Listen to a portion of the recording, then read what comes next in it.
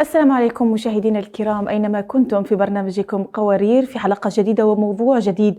سوف نتحدث اليوم عن موضوع المرأة ومهارات سوق العمل مع ضيفتنا حنان بشير المديرة التنفيذية لمشروع اتساق. إذا ابقوا معنا بعد هذا الفصل القصير سوف نعود.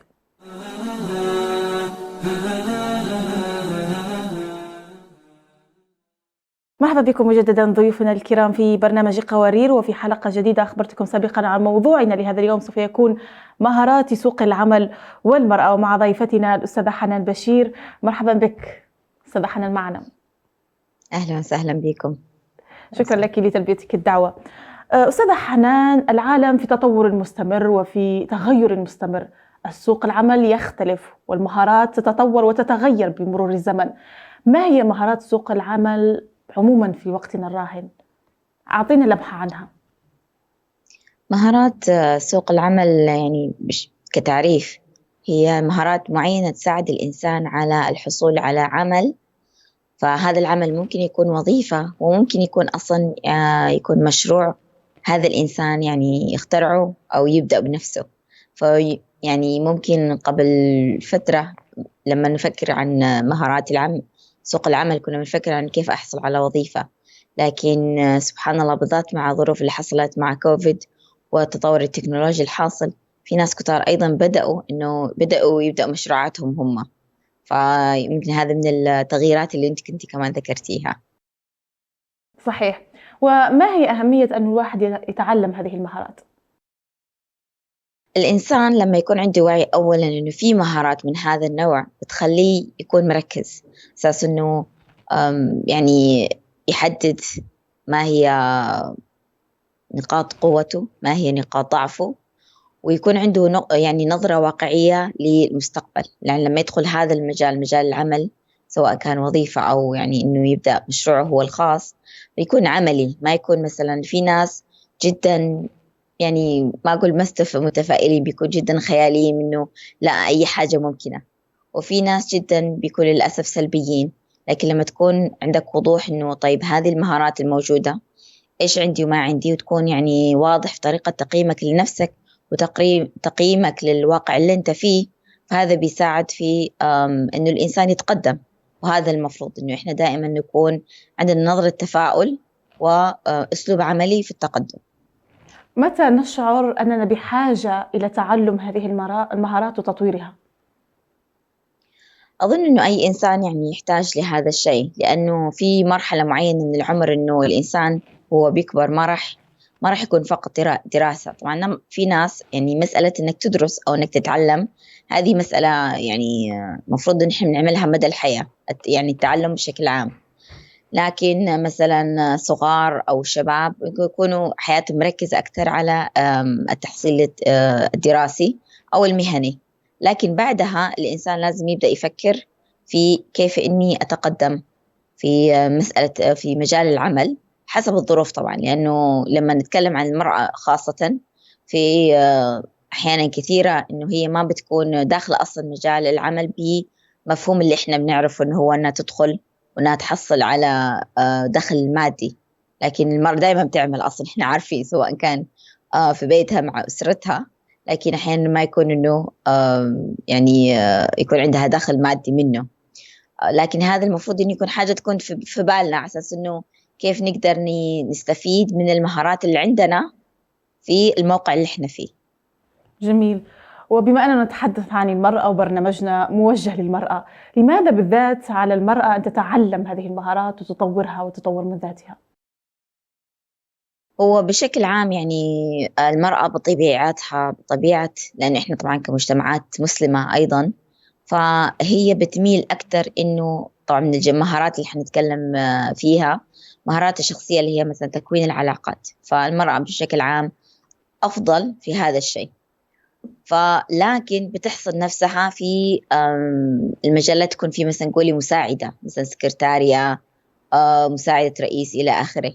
لكن لما توصل لمرحلة ممكن هي نفسها تطمح إنه تكون المديرة بدل ما تكون دائما السكرتارية، فالحين لازم تحاول إنها تغير طريقة تفكيرها، تعمل شفت يعني تغيير فإنه طيب الحين إيش المهارات الأخرى اللي أنا محتاجة، لأنه أنا أصلا بتواصل بشكل جيد مع يعني زملائي، رؤسائي أو مرؤوسين إذا عندها مثلا هي يعني كسكرتارية مثلا، حيكون في ناس يعني تحت وفوق.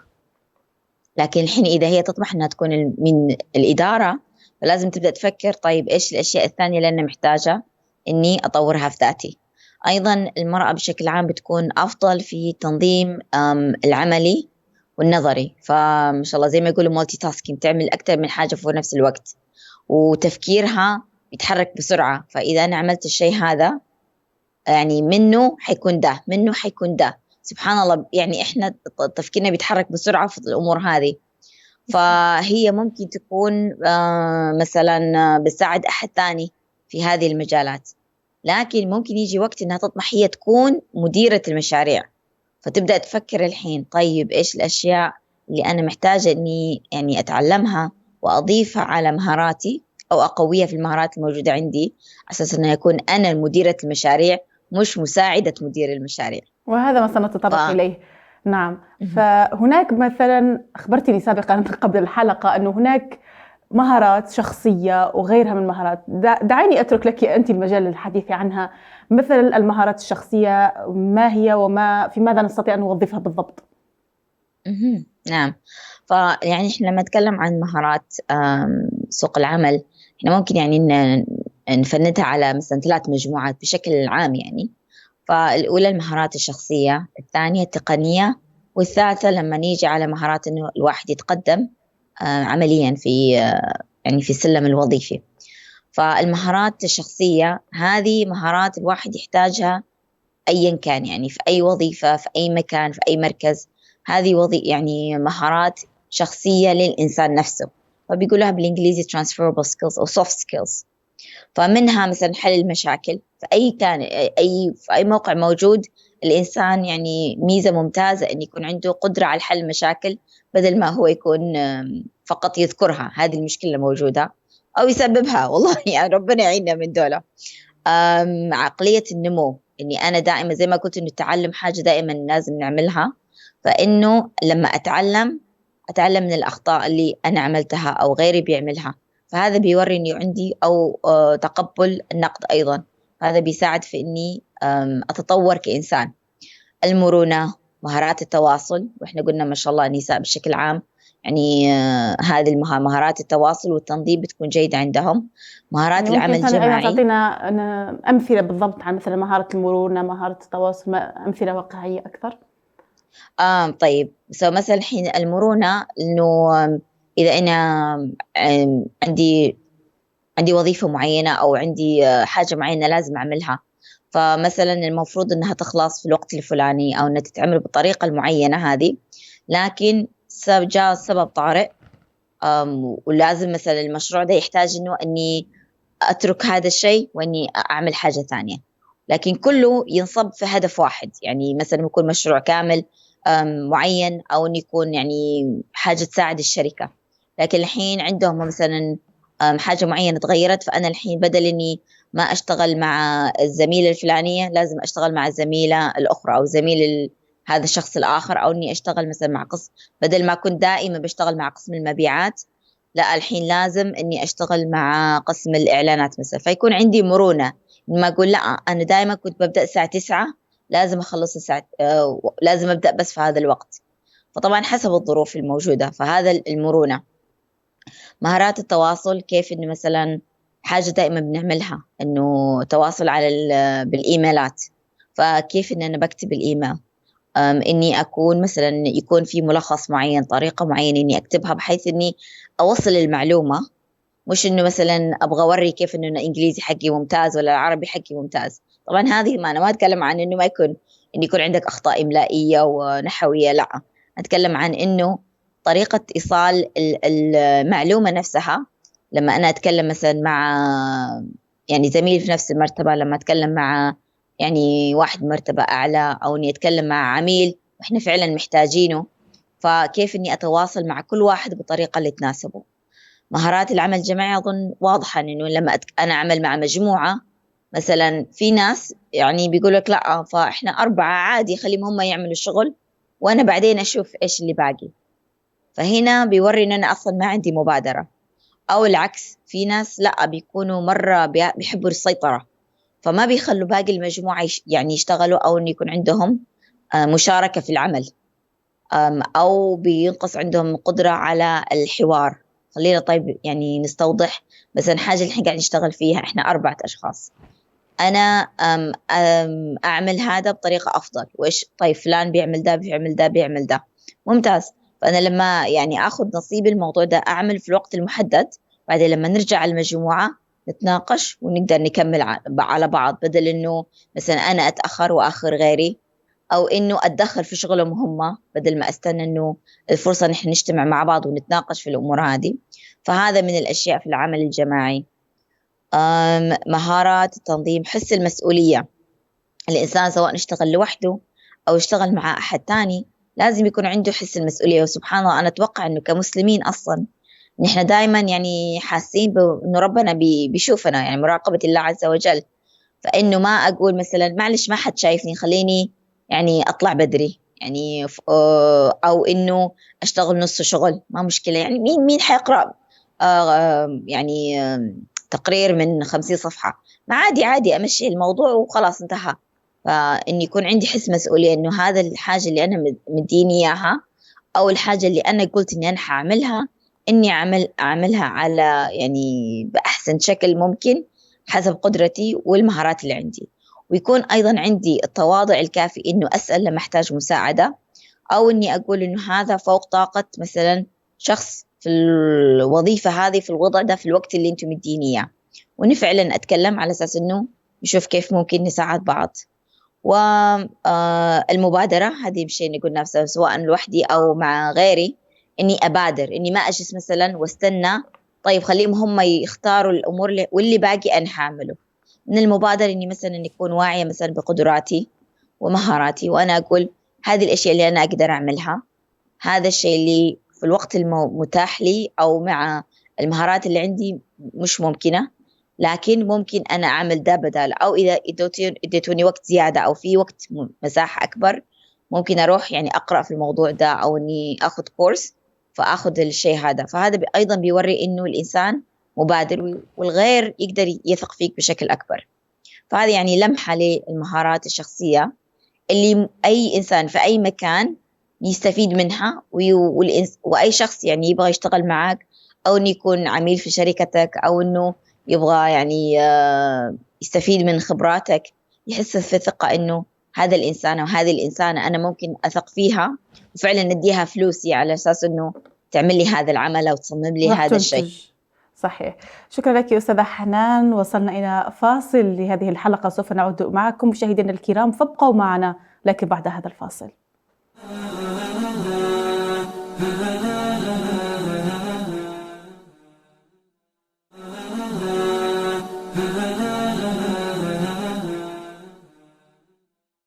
مرحبا بكم مجددا مشاهدينا الكرام في برنامجكم قوارير. عدنا لكم بعد الفاصل مع الأستاذة حنان بشير، وموضوعنا حول المهارات العمل أو مهارات سوق العمل والمرأة.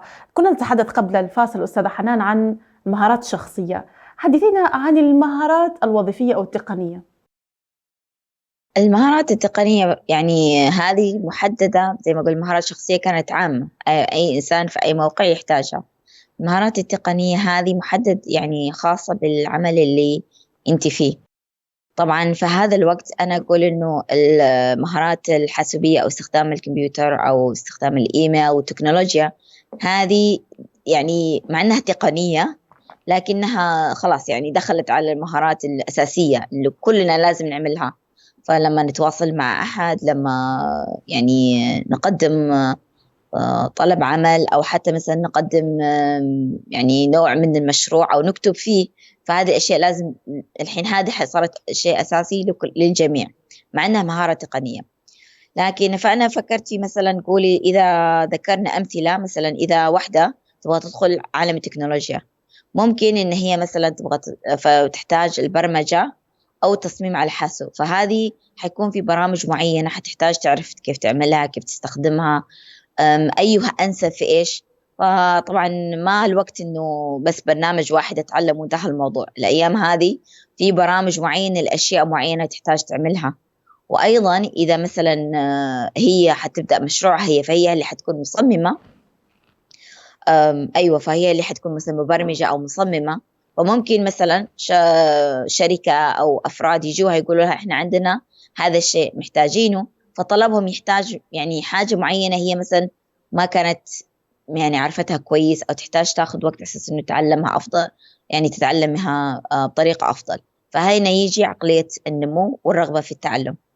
نفرض مثلا إن هي تبغى تدخل عالم السياحة، أو هي فعلا في عالم السياحة. السؤال هو مهارات التقنية ليها هي حتكون إيش؟ مثلا اللغات.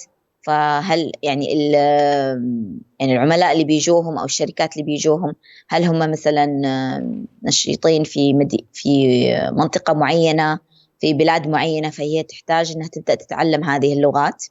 وأيضا في السياحة ممكن تحتاج أنها تدخل في، أو أنها تكون ماهرة في الترويج والتسويق. نجي على الصحافة، إذا عالمها أو الحاجة اللي هي تبغاها هي في الصحافة، فهنا لازم يكون عندها مهارات التدوين والكتابة، النقاش، التفاوض. يعني طبعا أكيد التفكير الناقد، إنه هي الناقد بالدال. كيف إنه هي مثلا الخبر لما يجي ما تقول خبر هذا لقطة لازم أنشره على طول، لا، تفكر في إنه طيب هذا الخبر كيف وكيف ولماذا وليش جاء من هذا المصدر.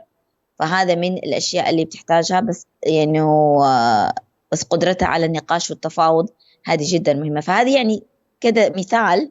لكن المرأة طبعا تدخل في مجالات كثيرة، فهي تكون واعية مثلا إيش اللي المهارات المحددة اللي بسميها تقنية technical أو specific خاصة في هذا المجال، وهي بتبدأ تنمي فيها. طبعا النساء إحنا بشكل عام أحيانا مثلا بنخاف إن إحنا ندخل مجالات مثلا ما بنعرف ناس كتير فيها أو ما متعودين عليها. لكن بصراحة إذا المجال مثلا هي تقدر تعمل فيه باحترامها، يعني وهم بيحترموها، وهو نفسه مجال يعني زي ما قلنا إيش يعني مناسب للمرأة المسلمة تعمل فيه، وهذا اللي أظن كلام واضح. ف يعني أنا أشجعها أنها تكتشف، تشوف، تسأل. ممكن تلاقي في ناس بتقرأ مقالات، تقرأ معلومات عن هذا المجال، أساس إنه هي يكون الفكرة واضحة عندها، بس ما تكون خايفة إنه أنا ما متأكد عن البرمجة، كمبيوتر وكذا. لما تدخل ممكن تكتشف إنها بتحب الشيء هذا. فأنا أشجع المرأة أن تكون يعني تدخل عندها الرغبة لمجالات أنها جديدة. تستكشف على صحيح. الأقل. ماذا أيضا عن التقدم الوظيفي؟ ما هي المهارات آه اللازمة في هذا النقطة؟ التقدم الوظيفي طبعا، لأنه إحنا طبعا فيني خلينا يعني بشكل عام نقسم نفسنا ل3 مجموعات. عندنا المجموعة الأولى اللي يعني بسبب ظروفها أو وضعها إلى آخره، يعني في الفترة الحالية هي مرتاحة في المكان اللي هي فيه، هي تبغى تعمل هذا الشغل لأن عندها متطلبات ثانية، ظروف أخرى. فالشغل اللي هي قاعدة تعمله مناسب لها في هذا الوقت. هذا الأمر يعني راجع إليها، وفي ناس كثيرة زي كذا يبغوا يكملوا في نفس الوظيفة نفس الطريقة. فهذا الأمر لاجع زي ما قلنا راجع إليها. لما يجي الوقت إنها تقول حان الوقت إلى التغيير، ساعتها تبدأ تفكر في التالي، اللي هو هل هي تبغى تتقدم بشكل إداري، فيعني تطلع السلم يعني. فالحين يمكن هي ما كان عندها مرؤوسين، أيوة، يعني هي ما كانت مديرة، أو كانت مديرة لكن الناس اللي بتشتغل تحتها كانوا شخص 2 3. فالفرصة جت إنها يكون عندها يعني تكون مسؤوليتها أكبر، تكون الناس اللي مسؤولة عنهم أكبر عددا. فالحين لازم تبدأ تفكر طيب إيش الأشياء اللي أنا محتاجتها. زي ما قلنا مسؤوليتها بتزيد، سواء كانوا الأفراد اللي هي مسؤولة عنهم أو المشاريع أو المتطلبات الموجودة. فهذا من التقدم الإداري. عندنا وطبعا قدرتها على حل المشكلات والتمكن من العمل لازم تكون أعلى. فهي إذا نرجع عشان هذا نوعية التقدم هذا، إذا قدرتها على حل مشاكل ما قد كده، فلازم تبدأ تفكر في كيف تطورها وكيف تستفيد من مثلا ممكن تستخدم يعني أي مشكلات صغيرة بتمر عليها في حياتها العامة يعني، وتبدأ تفكر فيها إنه أوكي طب هذه لو كانت مشكلة أكبر إيش الوسائل اللي أنا ممكن أحتاجها على أساس إنه أقدر أحلها، أو طريقة تفكيري، أو ممكن هل أنا مثلا بخوف كده يعني شديد، طيب أنا كيف ممكن إيش الأشياء اللي تساعدني على الأقل إنه أهدي من خوفي وأقدر أفكر بطريقة يعني أهدى.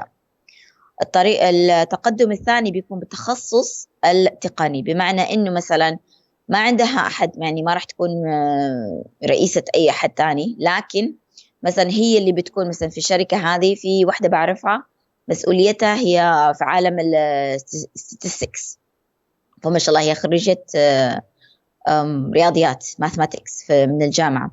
فالحين هي لما بدأت تتقدم صار أي مشاريع معينة عندها قسم في مثلا mathematical calculation statistics، مش عارف الكلمة بالعربي، فهم دائما هي بتكون المتخصصة عندهم، زي الإنسان اللي بيجي أساس إنه يشوف الأرقام، يشوف الحسابات هل هي صح ولا لا. طيب إذا في مثلا مخاطرة معينة، إيش الأشياء اللي ممكن يعملوها على أساس إنه يتفادوا هذه المخاطر. فهي بدأت تتقدم، وهي يعني جدا مهمة لفريق العمل، لكن يعني ما حد مثلا تحته، وما هي مثلا مديرة المشروع بشكل عام، هي تخصص معين. فطبعا هي إذا عملت هذا الشيء لمدة مثلا معقولة وعندها خبرة جيدة، فمن التخصص التقني هي ممكن تكون تبدأ، إذا هي بالذات تخصص يعني مفكرة تعمل مشروعها الخاص، تنتقل إلى تكون استشارية. فهذا شيء. أو إنها تدخل على التعليم للكبار، قصدي مش إنه في كوليجز وكذا بس، هي ممكن تبدأ حتى إنها تعمل كورساتها، تعمل دورات معينة، تعلم ناس تانيين من شركات تانية هم يبغوا مثلا يطوروا الناس اللي عندهم جوا، بدل ما يجيبوا مثلا استشاري يبغوا يطوروا كذا شخص عندهم في الشركة. فهي ممكن حتى تفكر إنها تعمل هذا الشيء، إنها تعمل دورات للشركات أو لموظفي الشركات. وهذا يعني يعتبر تقدم وظيفي. فهي مع أنها عملت مشروعها الخاص لتطوير موظفين تانيين في المجال اللي هي خلاص تخصصت فيه وفهمته من الألف للياء، وتعتبر يعني إكسبرت، صارت البروفيسور في الموضوع ده. فهذا يعني كأمثلة للتقدم الوظيفي. الحاجة إنه أتمنى إنه الأخت مثلا السيدة، لا زي ما قلنا، لما تقرر إن هي حان الوقت للتقدم الوظيفي، طبيعي إنه الإنسان يكون عنده رهبة، أو الحين حيكون مسؤولية، يكون كده. وطبعا الإنسان يبغى يعمل الشخص الحاجة اللي الأفضل، خاصة قد أمام الله سبحانه وتعالى أولا، وبعدين واجبه أمام الناس. فلكن ما أبغى أنه أي واحدة منكم يعني اللي بتسمع هذا الكلام نتخلي عامل الثقة بالنفس هذا يعني يسحبها لورا. فيعني توكلي على الله سبحانه وتعالى، وشوفي إيش الحاجة اللي أنت تحتاجيها. زي ما قلنا الوعي بمهارات سوق العمل بيساعدك إنك تنتبهي إيش نقاط ضعفي ونقاط قوتي.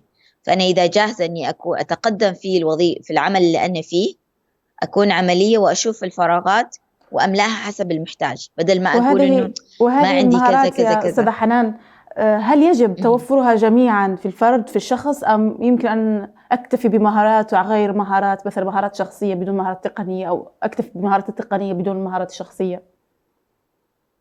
هو كفئات كلها محتاجينها، يعني قصدي المهارات الشخصية والمهارات التقنية، لأنه أنا ممكن يكون عندي مرونة، أعرف أتواصل مع الناس، أعرف أعمل مع مجموعات جماعية، أو أني حتى أقدر أشتغل لوحدي بدون الحاجة إلى الإشراف.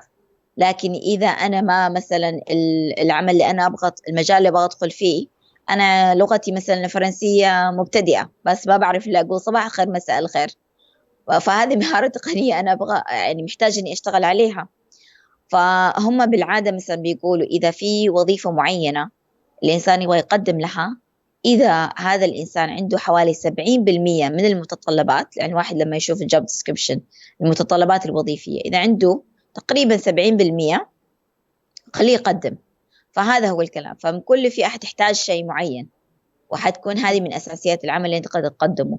أو إذا في شهادة فعلا مطلوبة في المجال اللي أنت تبغى تدخليه، فأنت مثلا تبغى تدخلي تمريض، يعني ما ينفع أنت مهما كنت ممتازة مع الكلام مع الناس وإنك يعني تفهمي مشكلتهم أو إنك تحددي الحاجة اللي هم محتاجينها، لكن لو ما عندك شهادة تمريض ما ينفع تدخلي هذا المجال. خطر على الناس أولا، وطبعا خطر عليكي. ففي أشياء أساسية، لكن جميل.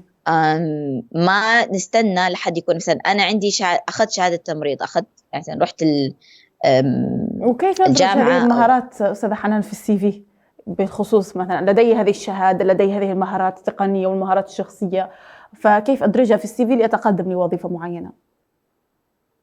وهذا الشيء أنا أنصح إنه تشوفي البلد اللي أنت فيه والطريقة اللي مستخدمة بشكل عام، لأنه يعني مثلا أوروبا تختلف عن أمريكا، تختلف عن الشرق الأوسط إلى آخره. فهذه حاجات محددة يعني بتحتاجي تعملي بحثك أنت. لكن من المهم إنك أنت كل ما يعني ما تستني لآخر لحظة عشان تعملي السي في. وأنت الحين سامعة هذا الكلام مثلا، أنت في مرحلة يعني في الوقت اللي أنت فيه ما عندك، يعني ما راح تقدمي لشغل، أو ما راح مثلا حتقدمي إنك مثلا تتقدمي وظيفيا، واللي في عقل بالك ممكن خلال السنتين الجاية. لكن من الآن يكون ممتاز اللي يكون عندك على الأقل مكتوب الوظيفة اللي مثلا إيش عملتي وإيش النجاحات اللي أنت حققتيها في هذا العمل. فأنا لما كنت مثلا قولي موظفة في المكان الفلاني، هذه الأشياء اللي أنا عملتها سواء كانت ألف باتا فأنا أدرجها. ثانيا إيش النجاحات، بمعنى إنه مثلا لما في مثلا عملت مع كنت دائما بعمل في مجموعات مكونة من 4-5 أشخاص، ومن المشاريع اللي أنا ساهمت فيها كذا كذا كذا، وهذه النجاحات مثلا درت علينا. هذا كان مشروع بقيمة ما أدري 10,000، فهذا جميل. نجاح كان كبير بالنسبة للشركة. أو إني أنا صممت هذا اللوجو وقدرت إني مثلا حتى مثلا لو هي بدايات، يعني مثلا في أخوات كثير مثلا دخلوا مجال التصميم الجرافيكس، فممكن تقول إنه أنا لي مثلا بشتغل 3 سنين وأنا مسجلة نفسي في هذا الموقع صحيح. وعملت 30 لوجو شكرا لك يا أستاذة حنان، وهكذا. شكرا لك على هذه المعلومات القيمة الجميلة جدا. قد استفدنا جميعا، وأنا متيقنة تماما بأن مشاهدينا الكرام أيضا قد استفادوا من هذه الحلقة في تطوير مهارات سوق العمل ومتطلبات سوق العمل. إن شاء الله يا رب نجدكن أنتن من تشاهدنا في أعلى المراتب وأعلاها بإذن الله. شكرا لكم مشاهدينا الكرام، شكرا لك يا أستاذة حنان، كنتم معنا في برنامج قوارير من قناة سلام الفضائية. نلتقي وإياكم في عدد جديد في الحلقة القادمة وضيف جديد. ترقبونا إن شاء الله. السلام عليكم.